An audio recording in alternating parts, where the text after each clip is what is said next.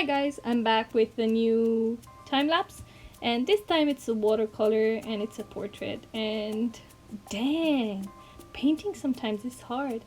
I mean, lately I've been struggling just because every watercolor I've made off screen was great. It looked great. I got it the first time, I was happy with it, and then once I decide to put a screen on and just record it, it ends up being all messy, and I struggle a lot, so I've been missing a little bit. But hey, I'm back, and even if it's not one of my masterpieces, I'm still going to upload this video just because I want to upload something. And I'm sorry if it's crappy, bear with it. At least this time I've tried a new watercolor. I'm going to prepare a showcase of these watercolors just because they're beautiful, and I've been curious to try them for a long time, but I'm still trying to work with them and learning how to use them just because they spread out so much, and I guess by now you guys know it's gonna be the core watercolor. But anyways, let's move on with it.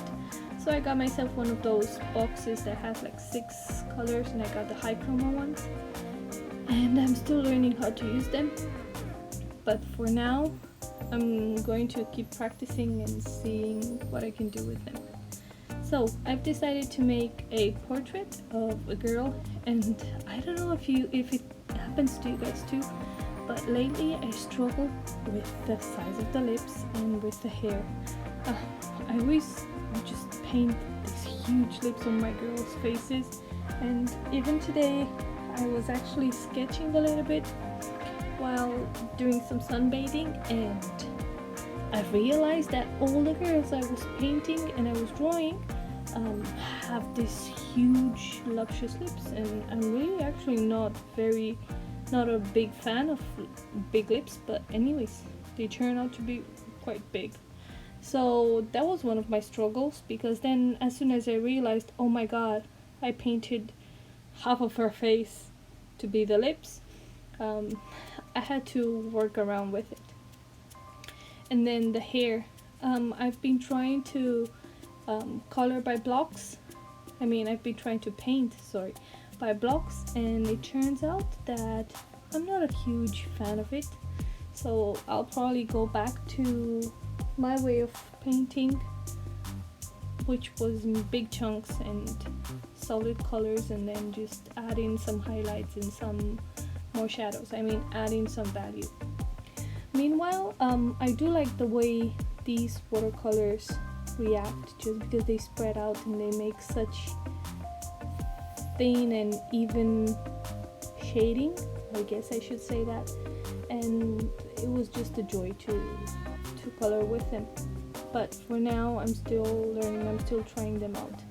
And I did realize that lately I do more portraits than I do animals, and I do consider myself an animal painter, not a portrait painter. But anyways, I'm still learning, and I know if I keep on practicing, one day I'll be able to render a picture nicely. So the struggle of these last days has been that every time I paint, I find myself not liking the finished end, so I end up throwing the paintings in the bin, like many of you probably do also. And I was thinking about it, I was like, why do I punish myself so much over this? And it's been 2 weeks that I keep on painting, and I just end up, whatever I do record ends up being crap. And I'm sorry to say that, but that's what it looks to me, that's what it seems to me, and I'm so disappointed by everything I paint, so I ended up throwing them in the bin and not having anything to upload. And then I realized that this is probably one of the main struggles for every artist. The fact that we are over requesting, we are asking from ourselves more than other people probably would, because everybody I showed this painting to, they seemed to like it. They were like, well, it's not your best masterpiece, but it's not bad.